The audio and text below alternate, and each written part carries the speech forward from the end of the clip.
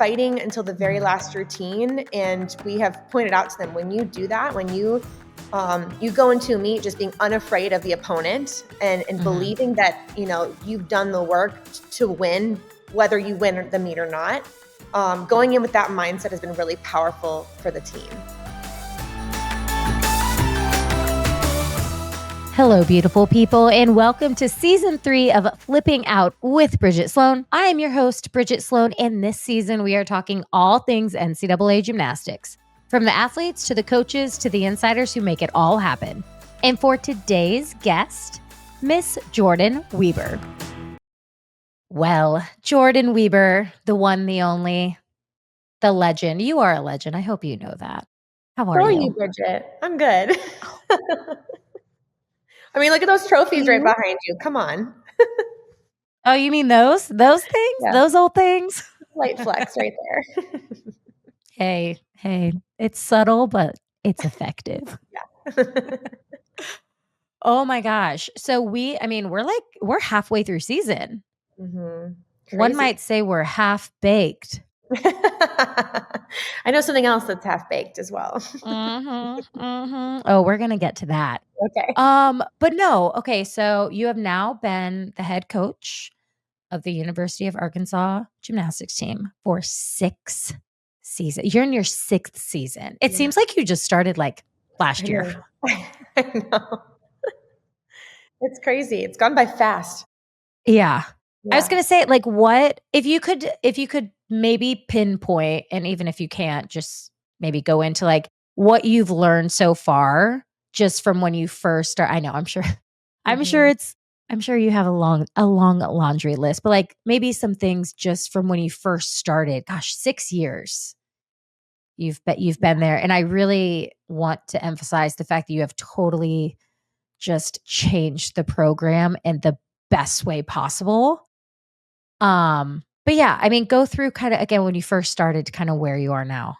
Yeah. Oh my gosh, I've learned everything.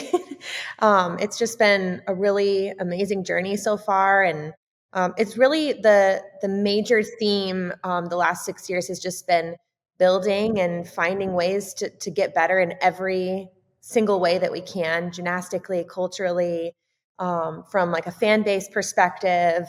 We've really built a lot, and I'm really proud of that. Lots of things I've learned, but more specifically, I'd say like every year is so different. Every year is challenging for me. It's challenging for the team in a different way. So it's really pushed me and stretched me as a leader, just to take on those challenges each year. Sometimes it's injuries, sometimes it's ups and downs of the season, sometimes it's more personal things, or just cultural challenges with the team. But, every single thing that we've gone through over the last 6 years has forced us to grow and get better. And, my job is just honestly so fun. A lot of changes over the last 6 years. We had COVID first, and now we've got some changes coming with the NCAA. So it's really challenged me in the best way. So I'm really grateful for the opportunity to be the head coach these last 6 seasons. I think a lot of people are really grateful to have you there. And you hit on it, just, the culture. And I think everybody has a different perspective. And I'm really lucky that not only did I compete against the University of Arkansas, but now that I'm on the other side, I get to really appreciate culture, just like the big picture of programs. And I just want to talk a little bit about the culture, because I feel like the first couple years, and you and I talked about it years ago, of just the changes, and you and Chris and your entire staff did such a good job of being patient. But I do feel like the last like 2 years, it's like the switch is starting to go, and it just seems like such a different program than what it was when you first started. Yeah. I think, the competitiveness of our athletes and their confidence has been slowly building and growing. And, it felt like, especially last season, like a lot of the puzzle pieces started clicking and coming together, specifically with like, okay, we walk into any SEC arena, in past years, it was hard for us to beat any SEC team. We were growing as a program, we were getting better, we were scoring higher, but still like winning meets was was hard for us. Mhm.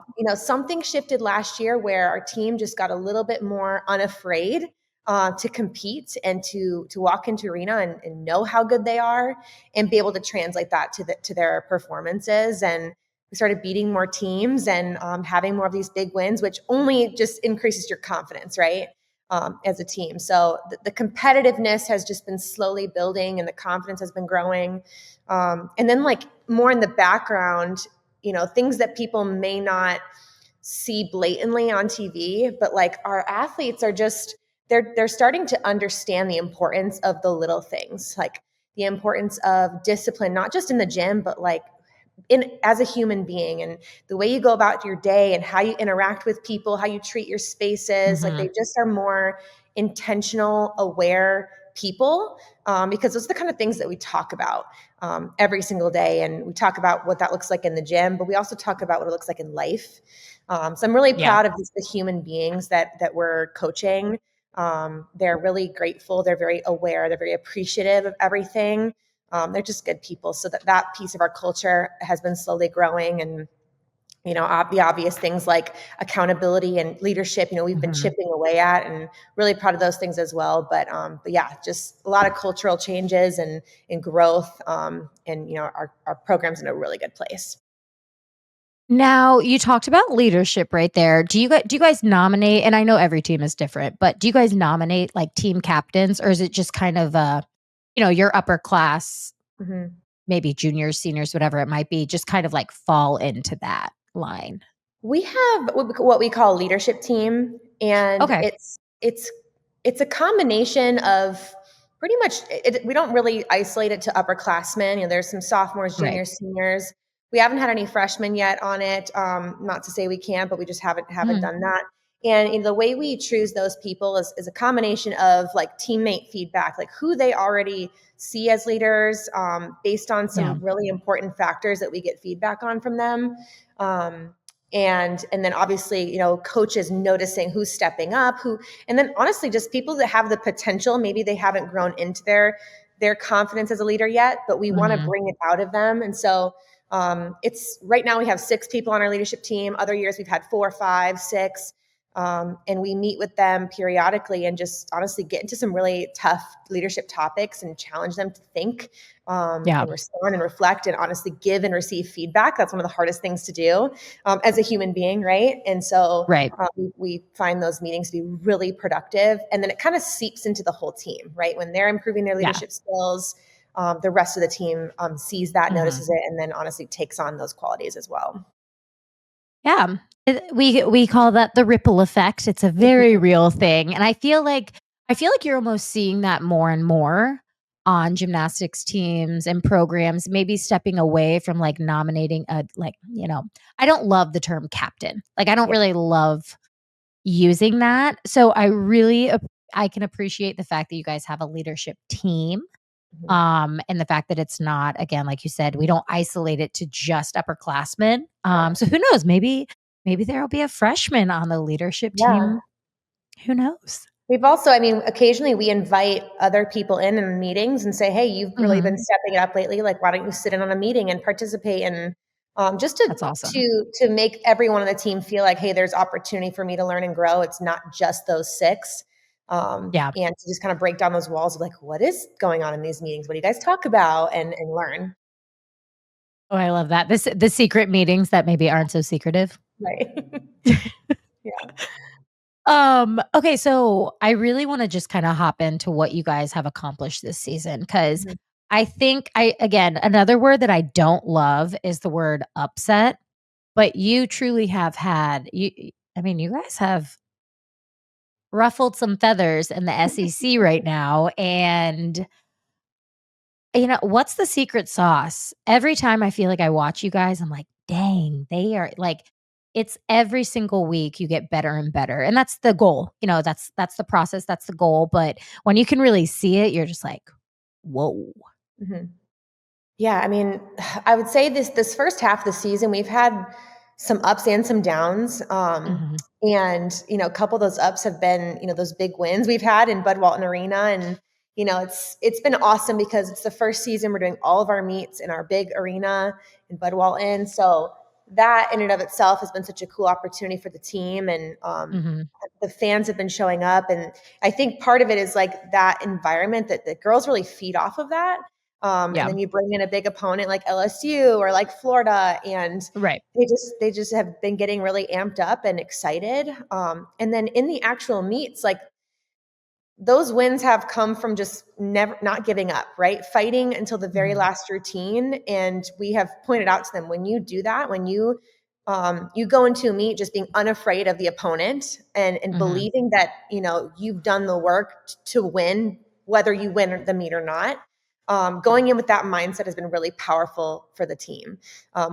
We have these little mantras we say before the meet, and one of them is, we win before we start. And what that means to us is like all of the work and preparation we've done is what makes us feel good and confident, not necessarily the win or the product. And so just leaning on that in the preparation, and not going into the meet trying to win, but knowing, hey, we've won because we know in our hearts what we've done to prepare for this meet and be our best. So, and then in the meets, they've just been fighting to the end. There's no secret sauce. It's just like not giving up until the last routine. Hey, and so to be honest, that is that's not a secret, but it just goes to show. And as an announcer, like we say this every time, it's like it always is going to come down to the last routine, last dismount. But you and your team prove that there is never a moment to give up, because you never know. There's so many. Gymnastics is one of those sports you never know what's going to happen. It could be anybody's day. But I do think, instead of that, the public maybe looking at your wins as luck, I think they're finally starting to see the quality of gymnastics. And let's be honest, there's no easy weekend in the SEC anymore. There haven't been for years, but especially this season, I'm like, there is no down week. There is no, we'll just, we'll put in, maybe we'll rest some people. Obviously, you need to take that into consideration, but I really do think that this season has been a turning point for the whole conference. Yeah. What have you seen from a coach's perspective? Obviously, you might have a little different of just what the SEC is like, especially since adding Oklahoma. Yeah. I mean, it's every weekend feels like the national championship. I swear. But that's why, I mean, a lot of us were attracted to come coach in the SEC was just, we knew that's the level of competition. And hearing that Oklahoma was joining our conference just only enhanced that for me, right? Like that strengthens our conference. That makes us better, because when you go up against Oklahoma, it makes you better as a competitor, right? And so I love it. I love the competitiveness, and we finally feel like we're in a place as a team where they are pumped about that. They're not shying away from that. Right. And then getting these wins every now and then just really, boost their confidence, and, they want to keep growing and keep moving Arkansas up to the top of the SEC. So they always say in life it takes a village, but I feel like with any sports team, there's nothing more true than it takes a village. And you and your coaching staff just have this way, like you guys are just in sync. I don't know if you know that, but from an outsider looking in, I'm always like, wow, they just like, I don't know how you do it. So that's my question. How do you guys just the way that you coach, the way that you mesh, it just looks like it fits perfectly in the competition. Yeah, I mean, it's going to sound very simple, but it's just trust and communication. I mean, those are the two things that help us really operate as a staff. It's like any relationship, right? Trust and communication. And I feel like we really have that at the highest level. And so when we meet every day for our coaches meetings, we're talking everything out, we're discussing it, we're challenging each other's thoughts. I think that's something that's really important that we do is we talk out every scenario, we push back on each other's mindsets, and it makes us better. So I love that you see that from the outside, because I feel very confident that we've got, I'm a little biased, but I do feel like we have one of the best coaching staffs in the NCAA, because of just the people that I've been able to surround myself with. They're just incredible human beings, and what better leaders than them to guide this program alongside me. So, talking about your coaching staff, Mhm, Chris specifically brings, hype. He brings the mhm. energy. He just brings it every week. From your standpoint, what would you say is like one of his biggest strengths that he brings as a coach, especially being a men's gymnast Mhm. and then transitioning to the doc side of women's gymnastics? Um, what are just some of his strengths that you're like, I'm really happy you're here, Yeah, and that not only am I happy I married you, but I'm happy that you're on my yeah. coaching staff. I'm like, I'm a little biased here, but, I'd say, for Chris, like, he's such a well-rounded coach. What people see on the outside is his energy, Yeah. his hype, and I always tell people, like, what you see on TV and what you see in our meets, that's how he is every day. It's not some face he puts on. He gets excited for the meets, but like Yeah. that's his automatic. He is our energy guy in the gym. But in addition to that, he's also just super understanding and easy to talk to. I think a lot of the girls gravitate towards him if they've got something going on or need to talk about something because he's a great listener. He Mhm. really is good at talking things through with them. He's kind of lived all different lives as far as gymnastics goes. And then, on top of that, he's, I believe, one of the best technicians in the country. He's a great teacher. Like he can say the exact same Mhm. correction as another coach, but the way he explains it and demonstrates it and helps the athlete understand it, I think he has a huge strength in that way as well. So he's very well rounded, and we just appreciate having Chris. He's like the glue that holds all of us together, I think. Fair enough. I mean, he again, it's just so interesting, and I think you can kind of relate to this when you're able to see someone that again comes from men's gymnastics, just the difference of the two, and then when that transition happens, it was just so seamless, and it was almost like Chris, you were meant to be here, like you were meant to be a women's college gymnastics coach. Yeah. So it's very exciting to see that. And then I did just want to talk a little bit about your team. Your athletes are just you said it earlier, they are remarkable people. You're not just, mentoring and guiding athletes, you're mentoring and guiding good humans. Mhm. Um, but there's one specifically who is a pretty big name, Mhm. Miss Joscelyn.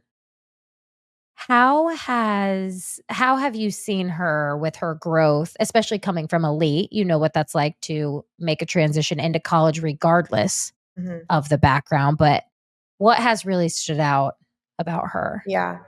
I mean, so many things. I mean, you talk about good human beings, and Jocelyn could not be a better fit for our culture and the type of athlete that we want a part of our program. I noticed it from my first recruiting call with her, just the type of person that she was beyond her Mhm. gymnastics. And so it's just been a really great fit. Yeah. And, so far, I think everybody is seeing, and we knew this, that Jocelyn was made to do college gymnastics. She is Yes. loving it and thriving. And oh my gosh, she said a really funny thing the other day. Um, we were talking about smiling on beam and in your beam routines. And I was telling another athlete, like, every time you land, like, don't forget, you can smile. Like, don't be so serious. Mhm. It helps you. And Jocelyn chimes in and she's like, I don't even need to choreograph my smiles because I'm just so happy when I'm up there. I can't help but smile. It was like the funniest freshman moment, like, comment I've ever heard. It was awesome. But that's just a good That's descriptor so of like great. how much fun she's having. And she just loves being a teammate. I mean, she's Yeah. just thriving in the college gymnastics arena. I love to see that, and you can tell. I love that she doesn't have to work on her smile. Good for you, girl. You keep that confidence and you Right. keep that passion going, but Mhm. it's just I think it's so cool to see these athletes, especially because of the NIL program, that they're able to do it. I mean, Mhm. unfortunately, you and I, we were in that boat. We didn't get that option. Right. We made the best of it. Grateful for Mhm. the opportunity that was given to us, but I feel like it's almost elevated the recruiting that you've been able to I don't wanna say do more, but you are, you're able to offer more for Mhm. these athletes. So, I did very briefly, I just wanna kinda hit, 'cause I think the NIL is such an interesting Mhm, such an interesting thing, but noticed what have you noticed for your program, you mhm, know, the benefits per se of yeah. NIL?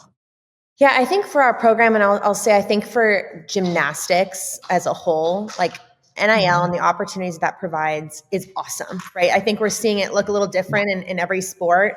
For female athletes, I think Mhm. it's just been a great opportunity because, like you said, back in our years, like we had to make that tough decision, right? It was either do college gymnastics Right. or accept money. We took opposite paths, Mhm. and I think I'm really jealous they get the option to do both and capitalize. Like, I don't know how you feel. I'm jealous. Oh, I am. Yeah. So I think it's great for them, and they're almost in a way like becoming these young business women at a young age and figuring out what Yeah. values of certain companies do they really align with? Who do they want to attach their personal brand with? Mhm. What are they passionate about? So that's been really really cool. And then honestly set themselves up for life after college. So you're right, it's changed recruiting in a Yeah. big way. I think it's a wonderful opportunity, as long as you can maintain the really important values and pieces of your culture that need to stay intact. And I feel confident that we're doing that at Arkansas. And, they're finding ways to give back to each other Yeah. too. Like the other day, Jocelyn got some deal with a local coffee shop that she loves. She goes there all the time. It's called Dodo's. And after practice, she surprised the whole team. They gave the whole team coffee. And she put little notes on them. And so they're finding ways to like, hey, Aw. if I'm benefiting from this, how can I give back and show some love to my teammates? Which I think is really cool and really special. Yeah.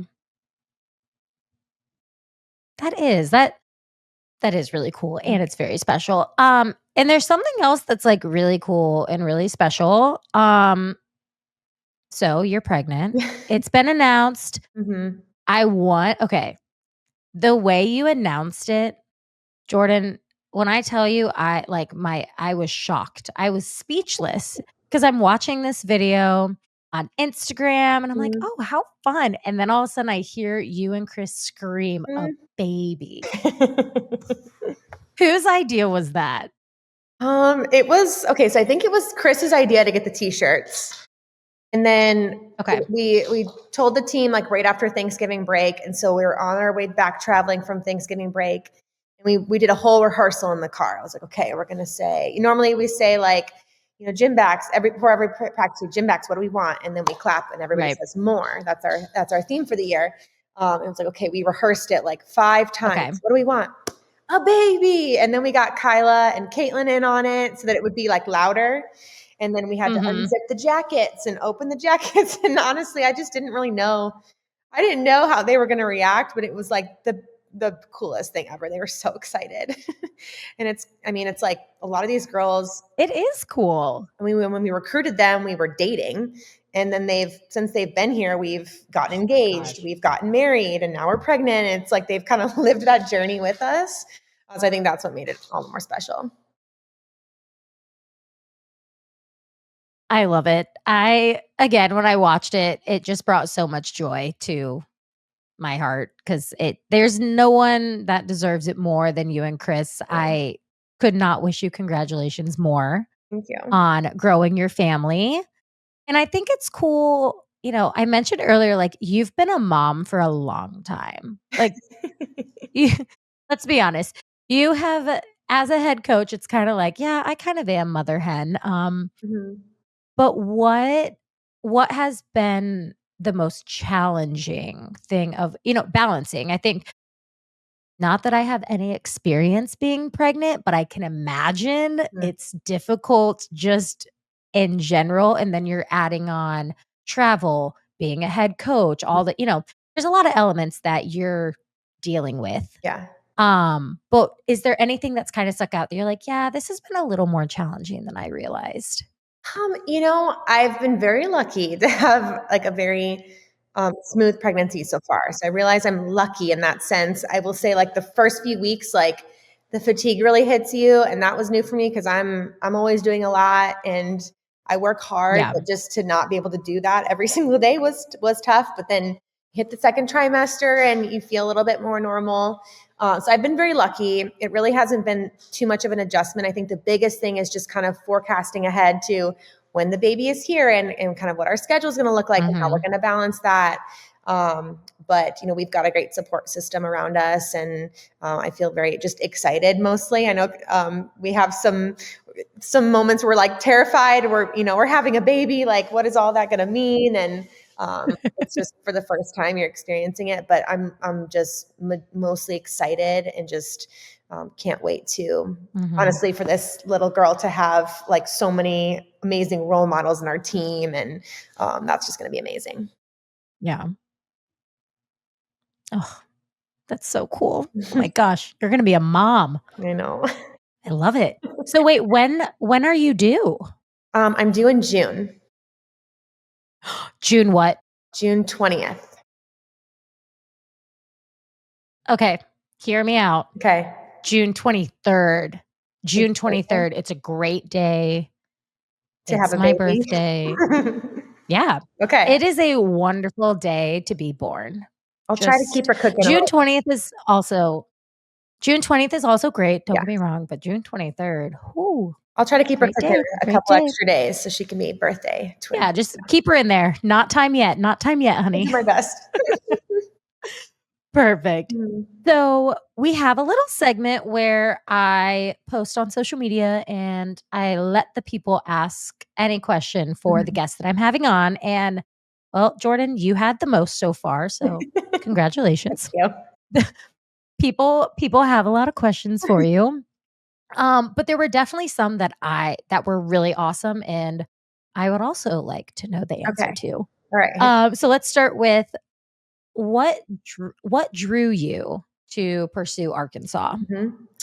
I think first and foremost, it was the opportunity to be a head coach in the SEC. That was really the initial draw. At the time, I was a volunteer coach at UCLA, and my ultimate goal was to be a head coach someday, and really didn't imagine going from volunteer straight to head coach. I thought there might have been some years of a full-time assistant in there, but I was really blessed to have just an amazing mentor and a lot of really great experience in my time at UCLA. Was ready to take on that challenge right from the get-go. So I think it was the opportunity. Arkansas, like honestly, I didn't really know a ton about Arkansas until I came out for my interview. Northwest Arkansas is an incredible place that a lot of people just don't know about or realize how great it is. And there's a lot to do here. It's beautiful. You get all 4 seasons. The people, honestly, have made the biggest difference for me. Not just the people in the athletic department who have been incredible, but just the people in this area and the opportunity to really build that fan base and teach them about gymnastics. That's been really amazing. And I noticed that from the get-go when I came out for my interview. Amazing. Jordyn, I didn't know a lot about Arkansas either. And then when I came out and did a meet and I came to your house, I have to say when I left, I was like, this is kind of nice. I kind of like it. I was like, I kind of like it here. Okay. So this one I'm really curious about because I have some things to add to it. But what are some aspects from NCAA that you would like to see Elite adopt? This feels very obvious, but like just the overall energy and excitement and like environment at meets. I think you come to any SEC arena, I'll say especially ours and a few others, like the way we execute a gymnastics competition, it's more than just a competition. It's an experience, right? We've got obviously amazing athletics, but we've got a DJ, we've got a hype man, we've got cool lighting and video and just like so many cool elements. I think that's what's helped our fan bases thrive. And so I think just that level of energy and show aspects would be really cool to see a little bit more of in the elite world.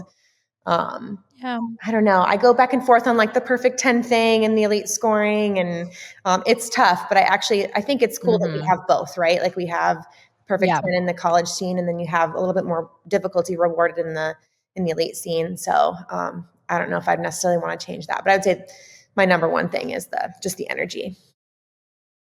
I would agree. I would very much so agree. I think it's getting there. I think it's getting more. I think the Mhm. energy is getting higher because they're bringing people in that can kind of get the crowds going. Like, okay, do you remember having like an MC during a gymnastics meet, like an elite? I don't. No, no, I don't. Like, Remember much. I genuinely was right? Same. Um, but I was kinda thinking about this, and I was like, I don't remember like, you have to have someone, like, getting the crowd loud, like, Mhm. getting them excited, and you know what? They didn't do that for us, so Yeah.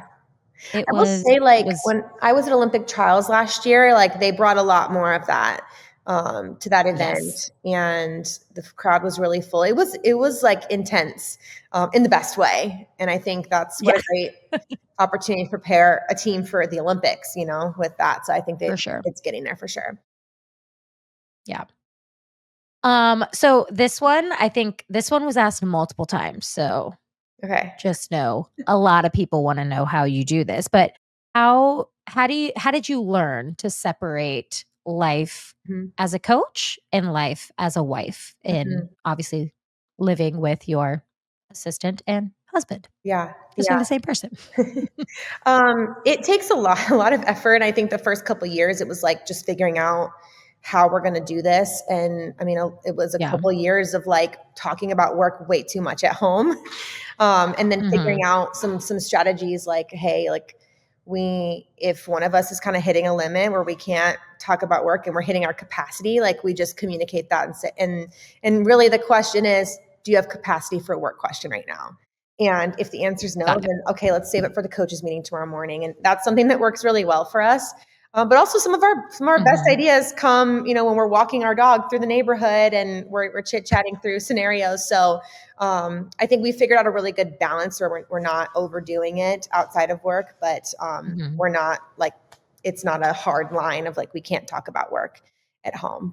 Yeah. But I think, Chris and I, we did a couple years of long distance before we started coaching together and really laid like a Mhm. really solid foundation for how we communicate. That has been like the biggest thing is just communication and understanding each other and looking out for each other. And then, Mhm. everyone in a relationship will understand this and know what I'm talking about, but, not both of us can't give 100% all the time. So, when one of us can give 80%, the other person kind of picks up the slack and gives that extra 20 and vice Mhm. versa. And just Right. knowing each other really well and knowing those moments to do that has been helpful. Yeah. Amazing. That's good relationship advice, everybody. Let's make sure you write that one down. Um, are there any plans to write another book? I I've mean, I never know you're about to be a mom, but, like, why not write another book while we're at it? I've never written a book before, so I definitely have it on my bucket list to do that at some point. Oh Um, my gosh. yeah. Well, I've we're always gonna wanted we're to. gonna manifest that and Yeah. speak it into existence. I've always wanted to and felt like Yeah. I could, but I think there's so many books out there that are just like, here's my Olympic story. And I feel like there's so much more to Mhm. my life than just, who I was as a gymnast. And so one of the things I really loved when I started coaching was reading leadership books and understanding different philosophies of coaching and styles of leadership. So, Mhm. after I get well into my coaching career, I could see myself writing like some kind of, leadership-esque book. Um, but we'll see someday maybe. Yes. Oh, we'll put that on the dream board. Yeah, That should for go sure. on that'll go on the vision board. Yeah, when I have time. Okay, so we're gonna well, yeah. Oh, are you saying you're busy? Are you what? Just a little. Okay, so just a really quick transition to your TV time because you are pretty famous. Okay, you were on Hell's Kitchen. Mhm. Long time ago, yeah. Do you Yep, yep. But this one came up and I was like, wow, I'm gonna ask. Do you remember the recipe that you made? I remember what it was, like, it was some kind of seared scallops, Okay. like, some kind of Oh, fancy scallops, which that was my very first time nice. making scallops, but I don't remember any other details besides that. I mean, you remember the end dish, which is Mhm. what's important, and I'm sure it was delicious. Okay, so this one isn't actually a question, but it when it was said, I have to tell you. So we have a listener that is due in 9 weeks, Okay. and she is naming her daughter after you Oh, because she said she is such an amazing role model. that's so cute. I could cry. Oh. Hey, if you need to, you can, but I think it's so amazing what you accomplished as an athlete is one thing, and then what you've been able to accomplish in your coaching career has just been it's just so amazing to see, and I hope that you know that a lot of little girls out there look up to you, they see what you're doing, and I think there's I always say there's so many things that we did for gymnastics, and gymnastics did so much. Hopefully, I can speak for you on this. Like, gymnastics did a lot for us, but Mhm. it's so amazing being able to give back, Yeah.